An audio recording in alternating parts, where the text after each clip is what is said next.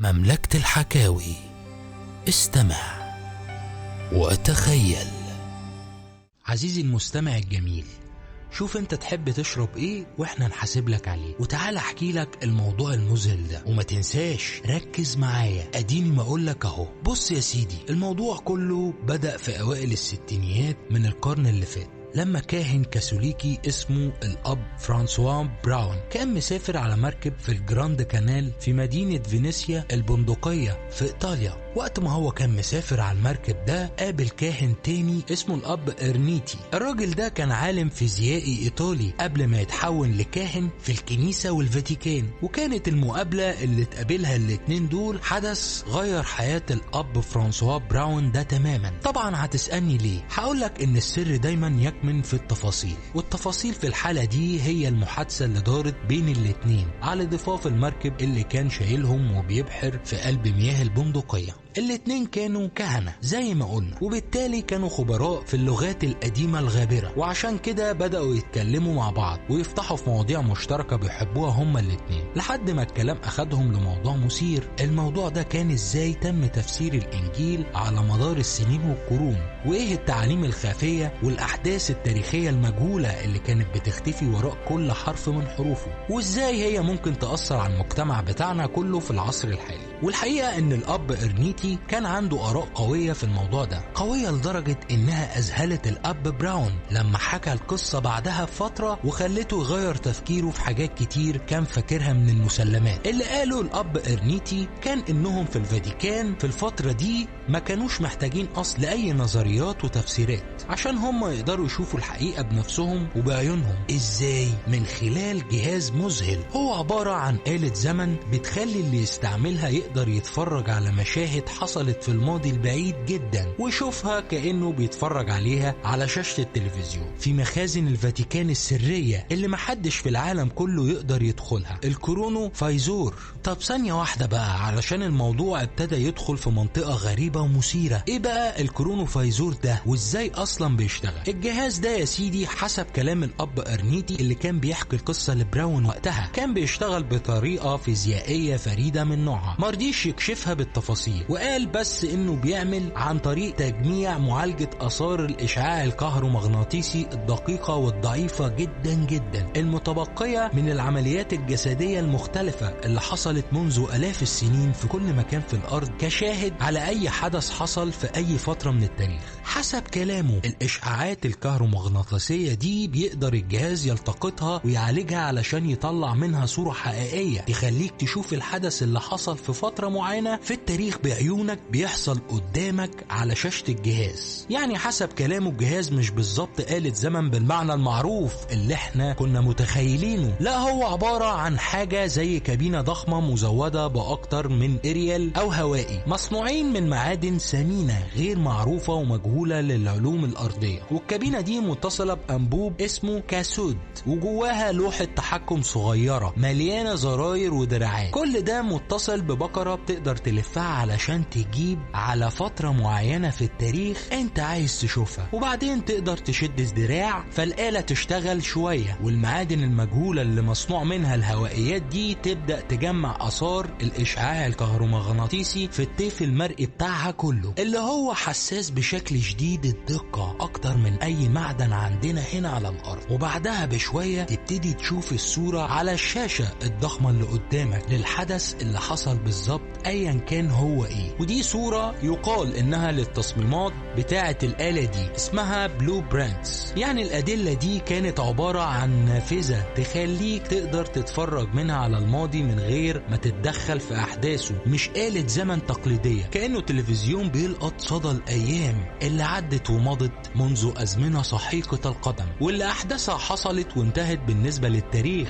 والعين والأذن البشرية، ولكن أثارها الإشعاعية الضعيفة ما زالت موجودة وتسبح في فضاء لحد نهاية الزمن. طبعا الكلام كان مذهل وغير متوقع إطلاقا، واللي زاد الموضوع غرابة هو إن الأب إرنيتي قال إنه من خلال الجهاز ده يقدر يشوف أحداث مبهرة حصلت في فترات قديمة جدا من التاريخ، ويعتبر من أهم الأحداث اللي حصلت في الإنجيل والتاريخ المسيحي، زي إنه مثلا شاف خطبة شهيرة لنابليون بونابرت، وكمان خطبة لماركوس توليوس المحامي والفيلسوف الروماني الشهير اللي ظهر أبان قيام الإمبراطورية الرومانية، ويعتبر واحد من أهم الفلاسفة في التاريخ الروماني. بس كل ده لعب أطفال بالنسبة للي جاي. عارف ليه؟ عشان الأب أرنيتي قال إن الفاتيكان استعملوا الجهاز ده في الرجوع للأحداث التاريخية اللي حددت قيام الديانة المسيحية نفسها، وإنهم استعملوه في إنهم يشوفوا العشاء الأخير نفسه. ولو مش عارف العشاء الأخير ده إيه، فخليني أقولك إنه حصل في الليلة الأخيرة للسيد المسيح على الأرض، لما اجتمع بتلامذته عشان يتناولوا آخر وجبة مع بعض قبل ما يسلموا يهوذا للسلطات الرومانية. واللي بعده حصل حدث الصلب الشهير اللي بيختلف عليه المسلمين والمسيحيين منذ فجر التاريخ. المسيحيين بيقولوا إنه المسيح نفسه هو الذي صلب، بينما المسلمين بيقولوا إنه مش هو المسيح نفسه، بل هو واحد من تلاميذه أو صحابته الذي ألقى عليه الشبه ليصلب بدلا منه. وفي بعض الروايات غير المؤكدة بتقول إنه التلميذ ده هو اللي خانه وسلمه للرومان، اللي هو يهوذا يعني. ولو فاكر إن ده كل حاجة، خليني أقولك اللي أرنيتي بيقول إن في الفاتيكان قدروا يشوفوا حدث الصلب نفسه. وقبل ما تعارض الموضوع وتقول إن المسيح لم يصلب من الأساس، خليني أقولك إن المسلمين والمسيحيين الاتنين عارفين ومتأكدين إن حدث الصلب حدث بالفعل، يعني في شخص معين اتصلب. إنما مين بقى الشخص ده؟ وهل هو المسيح أم يهوذا أم شخص ثالث كليا؟ دي هي نقطة الخلاف. لكن لا يوجد أي خلاف على إن الرومان صلبوا شخص ما بالفعل. اللي يذهلك أكتر بقى إن الفاتيكان بعد ما حسب كلامهم برضو، خد اللي أنا بحكيه ده كله ومعاه شوية ملح عشان هو مش مؤكد إطلاقا، شافوا كل الأحداث دي قرروا إنهم يوقفوا استعمال الكرونوفايزر تماما ويفككوها ويدمروها عشان ما تقعش في أيادي أي شخص، لأن قوتها دي ممكن تغير شكل وواجهة العالم كله. وهنا بقى يجي السؤال، لو افترضنا إن القصة دي حقيقية فعلا، إيه اللي ممكن يخلي الفاتيكان يقرروا إيقاف استعمال الكرونوفايزر بعد ما شافوا الأحداث التاريخية الغريبة دي؟ وليه مش عايزين حد غيرهم يشوفها؟ هل ممكن يكون اللي شافوه خطر عليهم وعلى العالم نفسه وبيثبت إن التاريخ اللي احنا نعرفه مش زي اللي اتحكلنا في المدارس؟ الله أعلم. القصة دي بقى انتشرت لأول مرة في يوم 2 مايو سنة 1972 لما جريدة إيطالية نشرت خبر عن الموضوع ده بعد ما قصة خرجت للعامة، وكان عنوان الخبر ده أخيرا تم ابتكار آلة يمكن لها تصوير الماضي. وبعدها القصة انفجرت وأصبحت ترند ضخم جدا بمقاييس العصر ده قبل ابتكار السوشيال ميديا طبعا. وقتها كمان الجريدة نزلت صورة قالوا إنها متاخدة للسيد المسيح عليه السلام أثناء صلبه اللي ظهرت قدامك دي.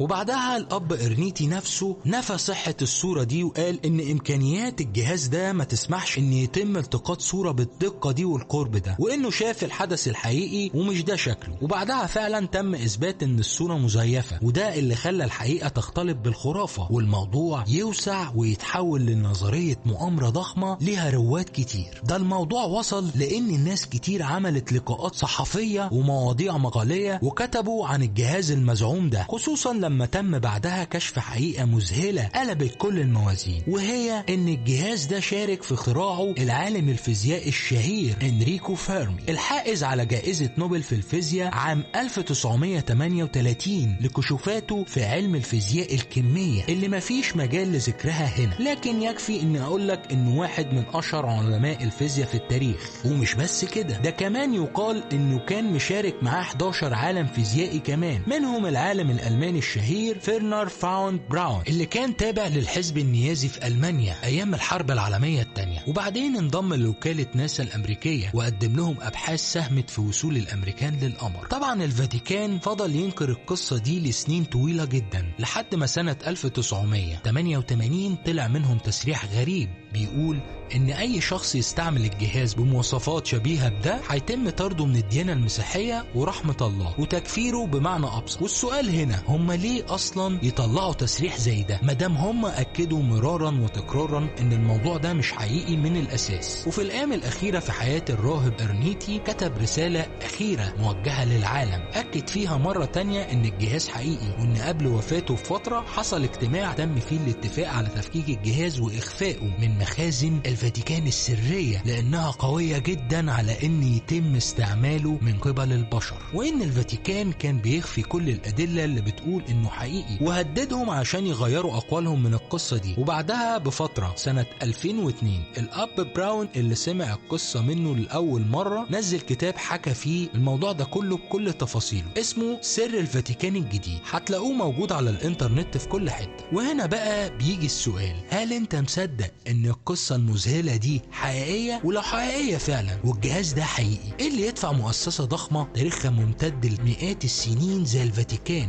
انهم يخفوا وجوده تماما وينكروا اي علاقة ليهم بيه؟ ومدى احتمالية ان عالم مرموق زي انريكو فيرمي يكون مشارك في ابتكاره فعلا؟ حاسب لك انت الاجابة عن الاسئلة دي، وهستنى رأيك في الكومنتات. ولو الموضوع عجبك ما تنساش تعمل شير ومنشن لاصحابك يا صديقي، وتحكي لهم على المواضيع المذهلة اللي بيقدمها برنامج مملكة الحكاوي مع حمدي. بس كده، سلام.